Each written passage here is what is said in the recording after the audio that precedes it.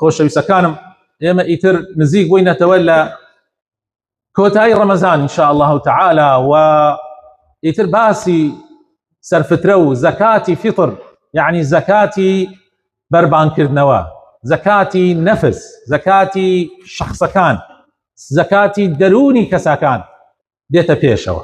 زەکاتی فتر یعنی سەرفترە خوای تعالی لەسەر ئومەتی پێغەمبەری خوای صلی الله عليه وسلم فەرز کردووە بە نەسی حەدیثی پێغەمبەری خۆشەویست صلی الله عليه وسلم کە پێغەمبەری خوا صلی الله عليه وسلم وەکو عەبدوڵڵاهی کوڕی عومەر فەرمێ فرض رسول الله صلی الله عليه وسلم زكاة الفطر من رمضان على كل نفس من المسلمين. خوای تعالی زەکاتی سەرفترەی لەسەر مسلمانان فەرز کردووە بۆ هەموو نەفسێکی مسلمان.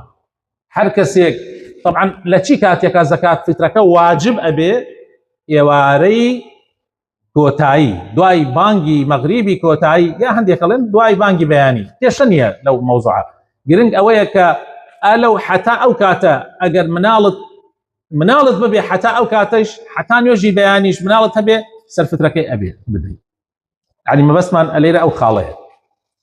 ئەم سەرفترەیە خۆشەویستەکانم فەرزە بۆ خۆت و ماڵ و مناڵت. هەر کەسێ مەسئولیەتی لەژێر دەستی تۆیایە، مەسروفی لەژێر دەستی تۆیایە، زەکاتەکەی سەرفترەکەی ئەدەیت. هەر کەسێ بەرپرسیارەتی لەسەر تۆ و ئەیشتوانی خەڵک تریش بدەیت. ئەنێ کەسێ ئەڵێ مامەسا من ئەتوانم بڵێ ئەتوانی هەموو خەڵک بدەیت، پێی بڵێ من زەکاتی سەرفترەکە دەکەم. زۆر ئاساییە بەڕێزە، بەڵام کێ فەرزە لەسەری بیدا؟ یعنی ئەگەر نەیدا گوناحبارە بێ ئەو کەسەی تۆ بەرپرسیارەتی هی خۆت و هی ژنەکەت و هی مناڵەکانت و هی ئەوانەی کە تۆ سەرپەرشتیانەکەی، دایک و باوکت لای تۆ مەسروفیانەکەی، تۆ بەخێئینیانەکەی، سەرپەرشتی کاروبارەکانیانەکەی، ئەوان پیر بوون ئەوانیش لەسەر تۆ. یعنی مەبەستمان ئەمە بەو شێوازەتانێک کاتیاڵێن فەرزە لەو کاتەوە فەرزە بێ. یعنی ئەگەر کەسەکە مرد پێشی جەژن، یعنی پێشی ئێوارەی جەژن، ئەوە ئیتر ئەوە سەرفترەی لەسەر نییە. ئەم سەرفترەیە خۆشەویستەکانم چەندێکە لە زمانی پێغەمبەر صلی الله عليه وسلم کە پارە و پول نەبووە بەڕێزان. ئەمە مەسئلەیەکی زۆر گرنگە. یعنی ئەو مامۆسانەی کە زۆر جار جەختەکەن لەسەر ئەوەی کەوا نابێ ئیلا ئەبێ بە خواردن بێ و ئیلا پێغەمبەر فەرزی کردە بە خواردن بێ، ئەو مامۆسانە بەڕاستی نازان بڵێم لە مەسەلەکە تێنەگەشتون، نازان بڵێم بیری لێ ناکەنەوە. لە کاتی پێغەمبەر صلی الله عليه وسلم پارە نەبووە، دیناری ئاڵتونی هەبووە، دینار ئاڵتونی بووە، یعنی مسقاڵێکی عیاری 24 ئێستا، یعنی تا ملیۆنێک و ئەوە دینار. و هەروەها دینارەکەش خوردت کردایەتەوە ئەی کردە 10 دیرهەم، یعنی هەر دیرهەمێکی تقریبا نزیکەی 100,000 150,000 ئێستا بووە. بیری لێ بکەرەوە. یعنی یخو ناکرێت تۆ دەرهەمێ بەی لە جاتی نەفەرێک. هەرکەس ئەغڵەبی خەڵک دەرهەمی هەر نەبووە، بۆیە خواردنیان داوە. ئەو خواردنەی کە خۆت ئەی خۆی لە ڕۆژی جەژنا هەر نەفەرێک و لە بەرامبەریا بەشی نەفەرێکی تر بدە. ئەمە وەکو هاوکاریەک، چونکە خەڵ نەیبووە لەوە زیاتری نەبووە. ئێستا بەهۆی بایعیەوە بۆ نمونەکە هەیە کەس نییە خواردنی ئەو ڕۆژەی نەبێ، یعنی وەکو بێژی خواردنێکی ئاسایی. بۆیە یعنی خۆ خەڵەتاندنە تۆ بڵێ وەڵا برا من برنجە دەم مەسەلا، ئەمە هەر خۆتە خەڵەتێنین وایە سوتەوە. من ئەمە سنەتی پێغەمبەر وایە تەطبیقەکەم، وەڵا برا سنەتی پێغەمبەر وانە. سنەتی پێغەمبەر وایە ئێستا تۆ بڕۆی 2 کیلۆ گۆشتی بۆی لەگەڵ 2 کیلۆ فاسوولەیە لەگەڵ مثلا 2 معجون طماطەیە، يعني مثلا 2 زەیتا مثلا پارەی غازەکەی بدەیت، ئەوە سنەتی پێغەمبەر. ئەگەر تۆ ئەتەوێت سنەت تەطبیقی، ئەگەر ئەتەوێت خواردن بیدەیت، ئەبێ ئەوانە گشتی بکەیت، ئەبێ ئەمانە هەر هەمووی بکەیت. ئەگەنا ئەمە تەنها خۆ خەڵەتاندنە، هیچ تر نییە. يعني تۆ تەنها تۆزێک برنجی بایعی وەڵا من ئەمە مەسەڵە من لەو برنجە ئەخۆم و خۆت ئەخەڵەتین، وەڵا خۆ خەڵەتاندنە هیچ تر نییە. کە ئەبرا 100 کیلۆ برنج لە ماڵە تۆ کات و خۆ مناڵەکانی بە برنج ناخۆم. ڕۆژی جەژن پێغەمبەری خوا صلی الله علیه و سلم فەرمێ وایان پێ بکەن تێریان کەن بۆ ئەی لە ڕۆژی جەژنا خەڵک نەڕوا سوال بکە، کە لە ڕۆژی جەژنا بڕوا سوال بکە کابرا ئەگەر تۆ هەر هەموو ئەم مزگەوتە برنجی بۆ کابرا بێ هەر سوال کە بڕۆ گۆشت بکڕێ، یا ئەبێ بڕۆ ئەم برنجە هەرزان فرۆشکا بیداتە برنج فرۆشەکان بە ڕبعێک و ئەبێ بڕۆ هەم گۆشتی پێ بکڕێ.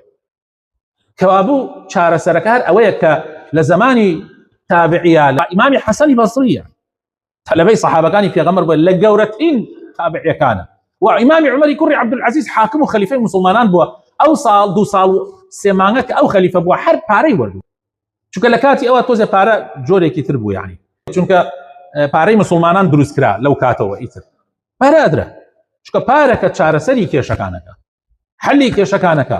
خۆ منیش ئەتوانم میسە منیش هەر بڵێم کاکە یاڵە تۆزێ بۆ خۆتان برنج بدەن، کە برنجەکە نەدەی دروست نییە، برنج هەر نەبوو لە زمان پێغەمبەر، هەر نەبووە. بڕۆ سەیر حەدیثەکان کە بزان باسی برنجێتیایە، هەر باسی برنجی هەرباسی برنجیتیانە کات گەنمیشیتیانێ بەخوا ناو گەنمیشیتیانێ هەرجێ جۆ نەبووە کات جۆ مێوژ ئەی بابە خەڵک جۆ مێوژ ئەخوا لە ڕۆژەژ نابیکەنە خاتر ئەو خوایی کە خەڵقمانی خەڵک برن خەڵڕۆ جۆگەن تو جۆ بۆ ماڵی فەقیر چی بکات وەرجۆیە چی لەگەڵ جۆیە بکات چی لەگەڵ مێوژە بکات وەڵام مێوژە خوێت ناخە بۆ ڕۆژەژن على الأقل بيان تا كشمش بكات سر برنجكا باشتري بس مش يم ريشتي من نازم شي بيش والله نازم شي بيلب قصه اكي عليه عاد تسر خوته يا ابي خوم خلطي انا من جواك اوام خوم خلطي انا يا ابي من راسي كانت الباس والله برا لغيري بارا واجر غيري بارا بقري او بدي وامن عليه مالكي بون من اخوتي بينج نفري لما مالكي بينج نفري شركه لبرنج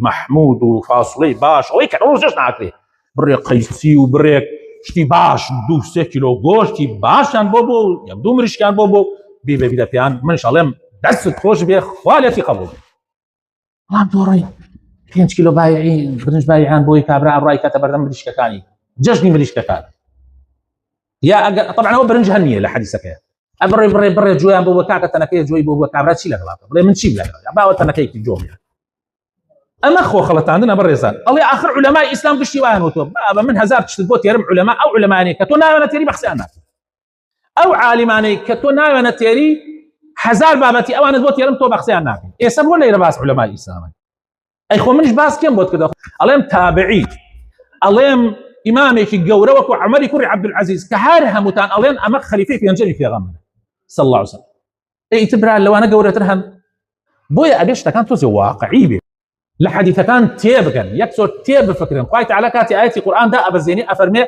لقوم يتفكرون لقوم يعقلون وأوكس يميل لي كاتوا وأوكس لأولي الألباب